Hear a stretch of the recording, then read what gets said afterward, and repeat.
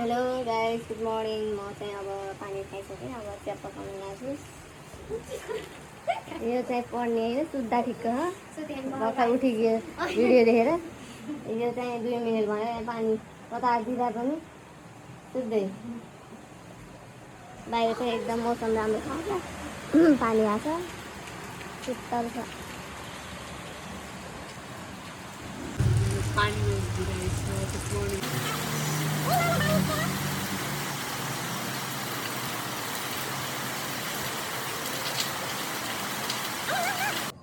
हजुर नआएर गोरी भएर आउनुभयो।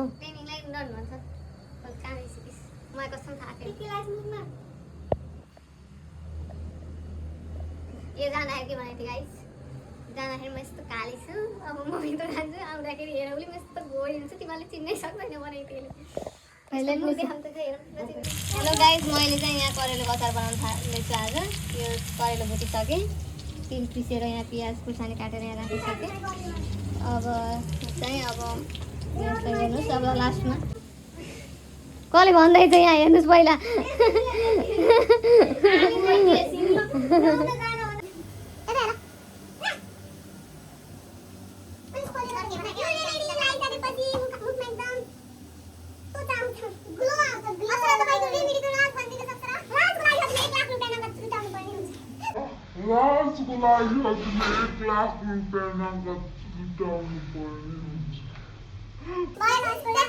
हजुर त्यति धनी हुनुहुन्छ लाख जुटाउनु?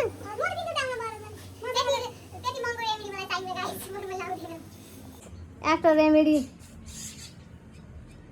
त्यसको पिम्पल एकदम ग्लो आएको छ गाइस। हजुरहरूले पनि यस्तै लगाउनु होला। त्यो रेमेडीको लागि मलाई सम्पर्क गर्नु होला। टिप्सको लागि यसको लागि चाहिँ हजुरहरू लाइभ आउनु होला।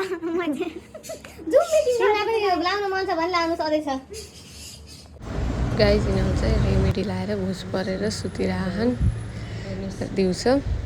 गाइस म चाहिँ भर्खर नुहाएर आएँ। म चाहिँ हेर्नुहोस् राम्रै खाएँ। खाना नास्ता बनाउँदैछु पहिलोपटक। कस्तो बनाउँछु अहिले खाएर हेर्नुहोस्। अहिले यहाँ रेडी गर्दैछु। आज हाम्रो घर पास्ता बन्दैछ।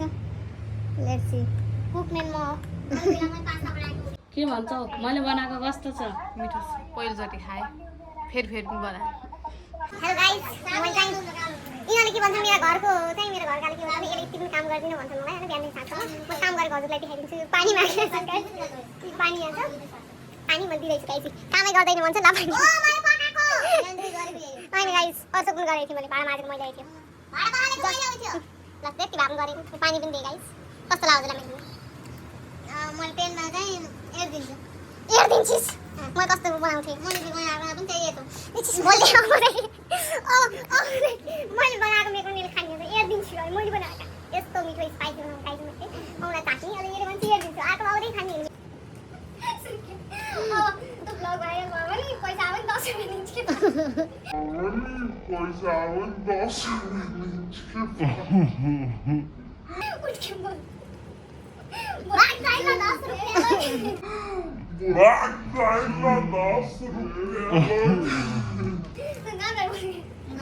एकदम सिरियस है।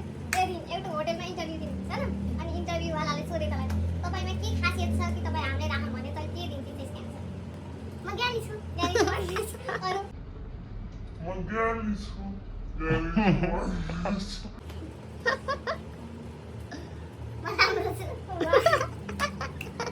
यति भनेपछि त पक्कै अर्कोचोटि ढोका पनि खोलिदिन्छन् गेटको। गाइस यहाँ चाहिँ प्रिन्सेस ट्रिटमेन्ट भइछ। खुट्टा मारिदिन्छ कहिले कहिले, कहिले कहिले काटिदिन्छ। आफूभन्दा सानालाई खुट्टा ढोगाउँछ निनीको यही संस्कार पुण्य हुन्छ। दिदीको सेवा गरेको, सरी आमाको सेवा गरेको।